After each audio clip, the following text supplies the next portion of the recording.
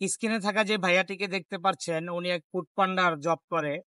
আমরা যারা ক্ষুধার জ্বালায় আমরা অর্ডার করি বা শপের জন্য অর্ডার করি, আমরা রেস্টুরেন্টে গিয়ে খাই না, অর্ডার করে বাসায় বসে খাই।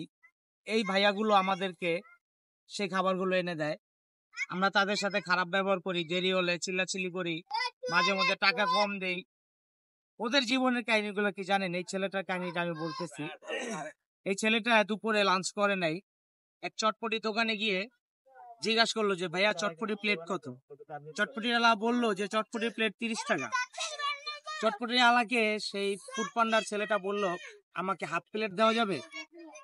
চটপটিওয়ালা ম্যান করে তাকে হাফ প্লেট দিল। সে সেই হাফ প্লেট চটপটি খেয়ে আবার শুরু হলো তার ফুড পান্ডার ডেলিভারি। খুব দ্রুত ভাবে সে খাওয়াটা শেষ করলো, কারণ ডেলিভারিতে দেরি হলে আমরাই তাকে টাকা দেই না, গালিগালাজ করি। আসলে কি, আমাদের মন মানসিকতাটা চেঞ্জ করতে হবে। ওরাও মানুষ, ওরা জীব জানোয়ার না। ওদের সাথে আজ থেকে আমরা ভালো ব্যবহার করি, ওদের টাকাটা সম্পূর্ণ দিয়ে দেই। অনেক ফুড পান্ডার পোলাপান চাকরি ছেড়ে দিয়েছে মানুষের খারাপ বিহেভিয়ার জন্য। তো আমরা যে মানুষ, আমাদের ভাবতেও ঘৃণা হয়। তো আমরা আজ থেকে এই কাজটা করব না, ওদেরকে যথাযথ সম্মান করব, শ্রদ্ধা করব, ভালোবাসবো। ভিডিওটি যদি ভালো লাগে অবশ্যই লাইক কমেন্ট শেয়ার করবেন। আর ফুড পান্ডা রাইডারদের জন্য রইল আমার অবিরাম ভালোবাসা।